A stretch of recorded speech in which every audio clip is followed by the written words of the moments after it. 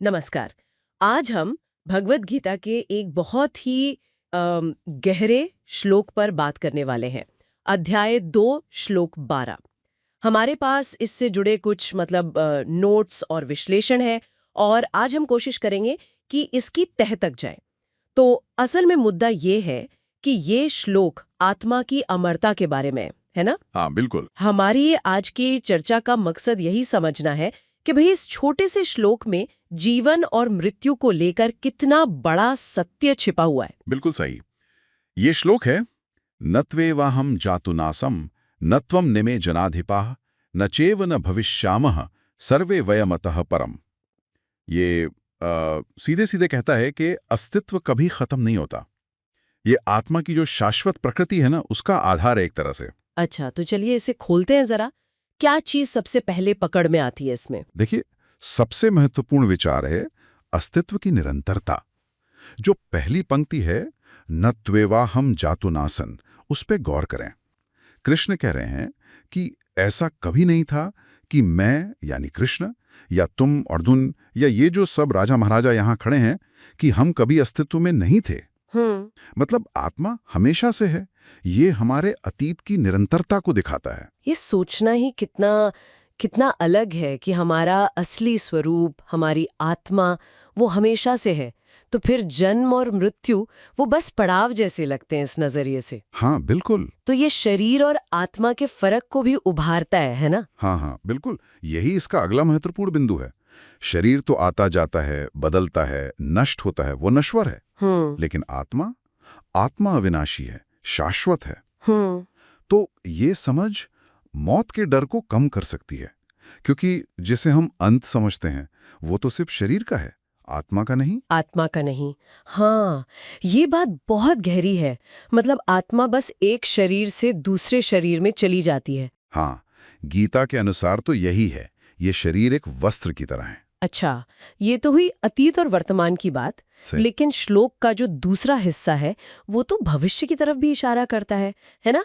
न चैव न भविष्यामः वाला। सही पकड़ा, बिल्कुल। न चैव न भविष्यामः सर्वे वयमतः परम। इसका मतलब है कि ऐसा भी कभी नहीं होगा कि भविष्य में हम सब, मतलब ये सभी लोग, अस्तित्व में नहीं रहेंगे। अच्छा। तो ये भविष्य की निरंतरता की भी गारंटी देता है। आत्मा सिर्फ अतीत में ही नहीं थी, वो भविष्य में भी हमेशा रहेगी। उसका अस्तित्व कभी खत्म नहीं होगा। और ये बात सिर्फ कृष्ण और अर्जुन तक ही सीमित नहीं है। आपने कहा सभी लोग। श्लोक में सर्वे वयम यानी हम सब का इस्तेमाल हुआ है।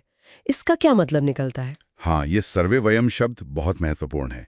ये दिखाता है कि ये सिद्धांत किसी एक दो लोगों के लिए नहीं है, ये सार्वभौमिक है, यूनिवर्सल है। यूनिवर्सल, सबके लिए। हाँ, सबके लिए। इसमें कृष्ण, अर्जुन और वहां मौजूद सभी योद्धा, मतलब हर कोई शामिल है। आत्मा की अमरता का सच किसी एक के लिए नहीं, सबके लिए बराबर है। और यही दरअसल वो मुख्य तर्क था जिससे कृष्ण ने अर्जुन का जो मोह था, जो शोक था, उसे दूर करने की कोशिश की। कि तुम जिसे मारने से डर रहे हो वो असल में मर ही नहीं सकता। हाँ, मतलब उसका जो असली स्वरूप है आत्मा, वो तो अमर है। तुम सिर्फ शरीर को नष्ट कर सकते हो, आत्मा को नहीं। तो कुल मिलाकर ये श्लोक एक बहुत सीधी लेकिन बहुत गहरी बात कह रहा है कि हमारा असली मैं, हमारी आत्मा, वो समय से परे है। न उसका कोई आदि है, न अंत। एकदम सही। वो भूत, वर्तमान और भविष्य तीनों कालों में बनी रहती है। बिल्कुल। और जैसा आपने कहा, ये सिर्फ एक फिलॉसफिकल बात नहीं है। ये जीवन और मृत्यु को देखने का हमारा नजरिया बदल सकता है। ये हमें उस डर से आजादी दिला सकता है जो हमें नश्वरता के एहसास से होता है। हाँ, बिल्कुल। ये समझना कि हमारा मूल स्वरूप अविनाशी है, ये शायद जीवन की मुश्किलों का सामना करने की भी ताकत दे सकता है। जरूर। जब ये पता हो कि असली हम पर कोई आंच नहीं आ सकती, तो बाहरी उथल-पुथल शायद उतनी विचलित ना करे। सही बात है। तो चलिए, आज की बातचीत को यहाँ रोकते हुए एक सवाल छोड़ जाते हैं सबके सोचने के लिए।